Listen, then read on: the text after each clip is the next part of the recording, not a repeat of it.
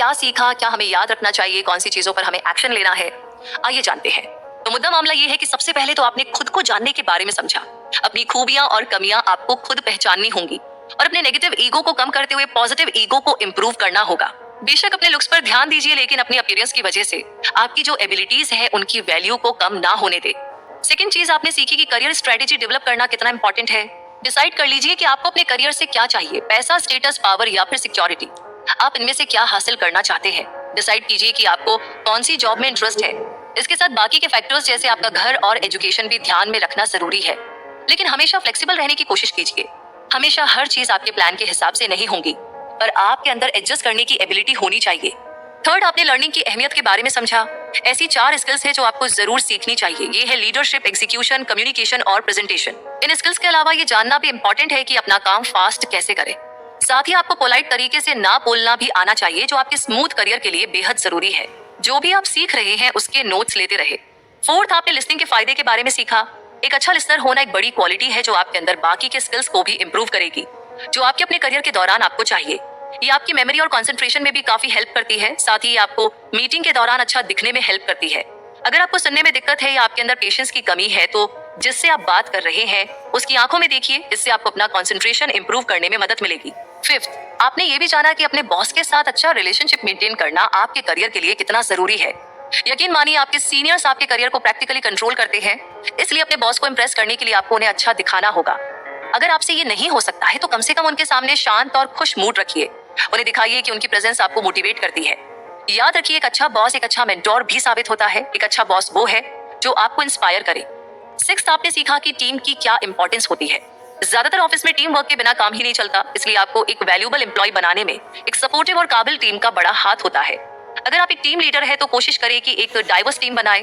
Team को regular meeting के लिए बुलाइए। टीम में दोस्ती डेवलप करने के लिए फन टीम एक्टिविटीज ऑर्गेनाइज कीजिए। सेवेंथ है, आपने जाना कि कैसे रिस्पॉन्सिवनेस यानी जवाबदेही आपके करियर में काम आती है। जॉब में आपकी परफॉर्मेंस इस बात पर डिपेंड करती है कि आप कस्टमर्स को कितने अच्छे तरीके से जवाब देते हैं। अपने को वर्कर्स को जवाब देना आपको केपेबल बनाता है। आपके रिस्पॉन्स की क्वालिटी स्पीड से ज्यादा मैटर करती है। अगर आप स्लो रिस्पॉन्ड करते हो तो आपको और ज्यादा प्रोफेशनल माना जाता है। लास्ट में आपने जाना कि अट्रैक्टिव होने की क्या वैल्यू होती है। आमतौर पर देखा गया है कि अट्रैक्टिव लोग औरों से ज्यादा सक्सेसफुल होते हैं, तो आप भी पॉजिटिव एटीट्यूड डेवलप करके अट्रैक्टिव बन सकते हैं। एनर्जेटिक बने रहिए और अपनी स्टोरी टेलिंग स्किल्स डेवलप कीजिए। सिंपल मगर पावरफुल लैंग्वेज यूज करते हुए कम्युनिकेट करना सीखिए। हर कोई सक्सेसफुल करियर बनाना चाहता है, लेकिन सक्सेस इतनी आसानी से नहीं मिलती। सक्सेस एक गोल है जिसके लिए आपको मेहनत करनी पड़ेगी। आपको खुद को मार्केट करना होगा। आपको अपने कॉम्पिटिटर्स के मुकाबले अपनी वैल्यू को साबित करके दिखाना होगा। इस समरी में दिए गए 8 सिंपल सीक्रेट्स आपको ये अचीव करने में हेल्प करेंगे। Individuals contribute but it's teams that win. अपने करियर में आपको खुद अकेले काम करने के मौके कम ही मिलेंगे, क्योंकि आजकल ज्यादातर वर्क प्लेस में काम टीम वर्क के जरिए होता है। इसलिए सक्सेसफुल होने के लिए एक अच्छा टीम प्लेयर होना भी जरूरी है। हर बॉस यही चाहता है कि उसकी टीम अच्छा परफॉर्म करे, इसलिए आपको वो बनना है जो टीम की परफॉर्मेंस इंप्रूव कर सके। इससे आप अपने बॉस की नजर में और भी वैल्यूएबल लगेंगे। टीम में कंट्रीब्यूट करने का बेस्ट तरीका है कि आप अपनी जिम्मेदारी पूरी करें। टीम में सबकी अलग अलग एबिलिटीज और स्किल्स होती है। इन सारी एबिलिटीज का कॉम्बिनेशन ही टीम को एक सिंगल इंसान के मुकाबले ज्यादा पावरफुल बनाता है। बेस्ट टीम वो होती है जहां सारे मेंबर्स एक दूसरे से अच्छे से रिलेट कर पाए या जुड़ पाए। अगर आपको टीम में शामिल किया गया है तो अपने कलीग्स को जानना और समझना आपकी ड्यूटी है। ये समझने की कोशिश कीजिए कि उनकी क्या प्रॉब्लम है और आप कैसे उन्हें हेल्प कर सकते हैं। टीम में काम करना मुश्किल है, लेकिन उससे भी मुश्किल है एक टीम लीडर बनना। एक टीम लीडर की 3 जिम्मेदारी होती है, जो है आपको डिसाइड करना है कि कौन आपकी टीम में रहेगा और कौन नहीं। आपको डिसाइड करना है कि आपकी टीम क्या करेगी और आपको टीम चलानी है, जबकि आपके टीम मेंबर्स अपने अपने टास्क कंप्लीट करेंगे। टीम बनाते समय डाइवर्सिटी का ध्यान रखें। रिसर्चर्स ने प्रॉब्लम को सॉल्व करने के लिए अलग अलग टीम की कैपेबिलिटी के साथ एक्सपेरिमेंट किया। जिस टीम में बेहद स्मार्ट पर सिर्फ गोरे लोग थे, उनकी परफॉर्मेंस बहुत ही खराब रही। जिस टीम में एवरेज इंटेलिजेंस वाले लेकिन अलग अलग कल्चर के लोग थे, उनकी परफॉर्मेंस काफी शानदार रही थी। अलग अलग उम्र, जेंडर और रेस वाले लोगों के एक्सपीरियंस भी अलग होते हैं। उनका यही एक्सपीरियंस उन्हें यूनिक स्किल्स देता है। जितनी ज्यादा यूनिक स्किल्स होंगी, प्रॉब्लम को सॉल्व करने की कैपेसिटी भी उतनी ही ज्यादा होगी। इससे कोई फर्क नहीं पड़ता कि आपकी टीम में सिर्फ औरतें हैं या यंगस्टर्स, लेकिन हर कोई सेम है तो ये एक डिसएडवांटेज होगा। कुछ लोग सोचते हैं कि मीटिंग बस वेस्ट ऑफ टाइम है, लेकिन एक टीम को ठीक से काम करने के लिए मीटिंग करना बहुत जरूरी है। ये मीटिंग जरूरी नहीं है कि सीरियस ही हो, आप इसे फनी और इनफॉर्मल भी बना सकते हैं, लेकिन ये भी जरूरी है कि इंपॉर्टेंट प्रॉब्लम्स पर सबकी राय ली जाए। आपके वर्किंग डेज का लगभग 8% दिन तो टीम मीटिंग्स के नाम होना ही चाहिए। अभी कुछ ही टाइम पहले हर चीज वर्चुअल स्पेस पर आना शुरू हुई है, लेकिन देखा जाए तो असल में वर्चुअल टीम जैसी कोई चीज नहीं होती, क्योंकि टीम को प्रॉपर फंक्शन करने के लिए फिजिकल इंटरेक्शन करना जरूरी है। आपको ऑफिस आवर्स का कम से कम 20% टाइम साथ में बिताना चाहिए। हालांकि ये भी फैक्ट है कि टीम हमेशा ऑफिस में काम करते हुए बॉन्ड नहीं कर सकती, इसलिए कभी कभार आउटडोर एक्टिविटीज भी होनी चाहिए, जैसे क्रिकेट खेलना, पतंग उड़ाना या फिर साथ में बाहर डिनर करना। टीम को साथ मिलकर काम करना जरूरी है। हर मेंबर को ये पता होना चाहिए कि वो कैसे कंट्रीब्यूट कर सकता है। एक लीडर होने के नाते अपनी टीम के लिए प्रोजेक्ट की शुरुआत में ही एक गोल सेट कर लीजिए। अपनी टीम का एक मिशन स्टेटमेंट लिखिए जो एकदम क्लियर और सिंपल वर्ड्स में लिखा होना चाहिए। अब बारी अगले चैप्टर की। Are you being served? Why responsiveness is so important. हर बिजनेस अपने कस्टमर्स के दम पर चलता है। आपके कस्टमर्स तभी अट्रैक्ट होंगे और आपसे जुड़े रहेंगे जब आप उन्हें अच्छी सर्विस देंगे, और इसके लिए रिस्पॉन्सिवनेस की जरूरत पड़ती है, यानी कस्टमर्स की जरूरतों को तुरंत और उनके मन मुताबिक तरीके से पूरा करना। आज की तारीख में कस्टमर्स खराब सर्विस को लेकर के बहुत चिंतित हो गए हैं, और वो इसलिए क्योंकि टेक्नोलॉजी की मदद से आज हम दुनिया की हर कंपनी को एक्सेस कर सकते हैं। इसलिए अपने कस्टमर्स को सेटिस्फाई करने के लिए आपकी रिस्पॉन्सिवनेस एक्सीलेंट होनी चाहिए। एक टेक्निक है जिसे आप यूज करके कस्टमर्स को ये फील करा सकते हैं कि उन्हें एक्सीलेंट सर्विस दी जा रही है। उन्हें बताइए कि आप क्या कर सकते हैं और फिर उससे थोड़ा ज्यादा डिलीवर कीजिए। जैसे एग्जांपल के लिए आपको जो प्रोजेक्ट मिला है उसकी डेडलाइन 7 दिन है, तो उसे 6 दिन में पूरा कर लीजिए।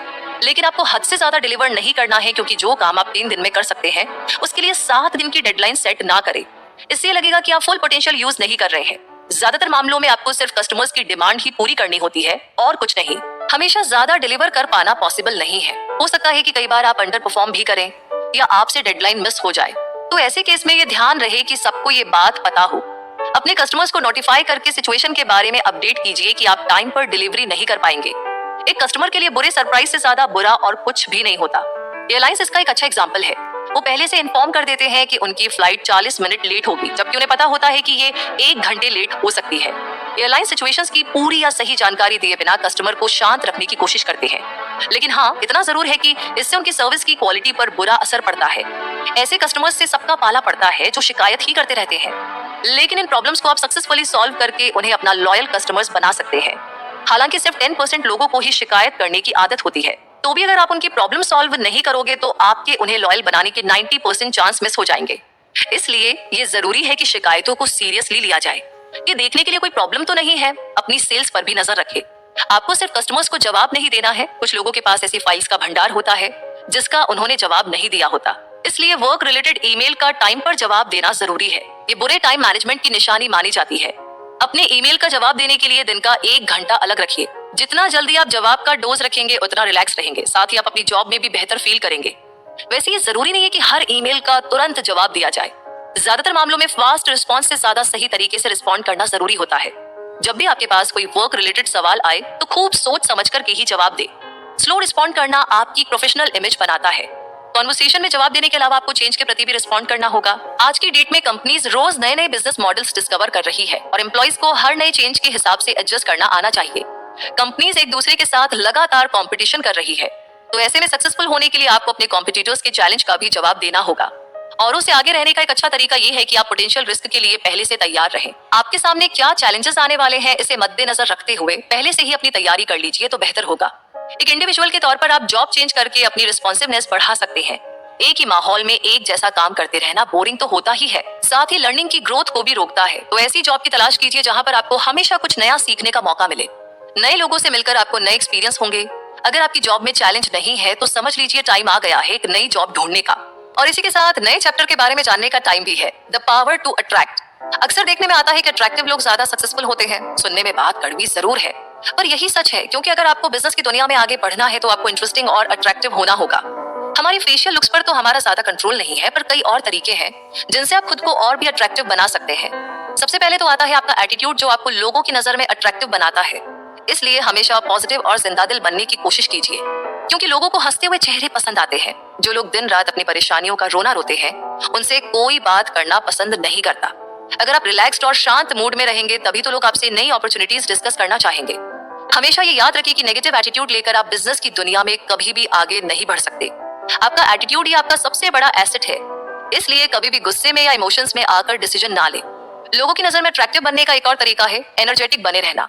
हालांकि बड़ी देर तक अपनी एनर्जी बनाए रखना बिना काफी मुश्किल होता है, लेकिन आप धीरे धीरे से इम्प्रूव कर सकते हैं। जैसे कि आप अपनी चाल में तेजी ला सकते हैं। इसके अलावा दिन भर में खूब सारा पानी पीते रहे।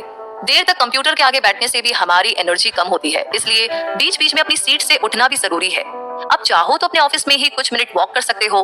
वैसे अट्रैक्टिव दिखने का कोई एक फिक्स रूल नहीं है। अलग अलग कल्चर में अट्रैक्टिव होने के मायने भी ना अलग अलग है। लेकिन जो लोग अच्छे स्टोरी टेलर्स होते हैं हमेशा ही अट्रैक्टिव लगते हैं। खासकर सेल्स की फील्ड में तो स्टोरी टेलिंग बेहद इफेक्टिव होती है। लोगों का अटेंशन अपनी तरफ खींचकर आप अपने सेल्स ऑफर को और भी अट्रैक्टिव बना सकते हैं। Attractive communicators powerful language use करते हैं। कम्युनिकेट करते समय बचकानी भाषा से बचिए, जैसे what ever, kind of, like. इस तरह की लैंग्वेज टीनेजर्स से बात करते समय ही ठीक लगती है। प्रोफेशनल्स की नजर में अट्रैक्टिव दिखने के लिए आपको कॉन्फिडेंट टोन में बात करनी चाहिए। वैसे देखा जाए तो इफेक्टिव कम्युनिकेशन वही है जहां पर कम शब्दों में अपनी बात समझाई जा सके। इसका एक एग्जांपल है छोटे सेंटेंस में अपनी बात को कहना या लिखना। ज्यादा टेक्निकल टर्म्स यूज करना भी ठीक नहीं होगा। आपका काम है अपने कॉम्प्लेक्स आइडिया को जितना हो सके सिंपल करके बताना, ना कि उसे और कॉम्प्लिकेटेड करना। आपकी बॉडी लैंग्वेज कम्युनिकेशन का एक इंपॉर्टेंट पार्ट है। हमेशा आई कांटेक्ट बनाते हुए बात करनी चाहिए। अपने फेशियल एक्सप्रेशन का भी ध्यान रखिए। बॉडी का पोस्चर सही रखिए और खड़े होते समय आपके कंधे झुके हुए नहीं होने चाहिए। लोगों को लगता है कि फिजिकल अपीयरेंस को कंट्रोल नहीं किया जा सकता, लेकिन असल में आप उसे पूरी तरह से कंट्रोल कर सकते हैं। शेप में रहने के लिए रेगुलर एक्सरसाइज करें। खुद को टाइम टाइम पर ग्रूम करते रहे।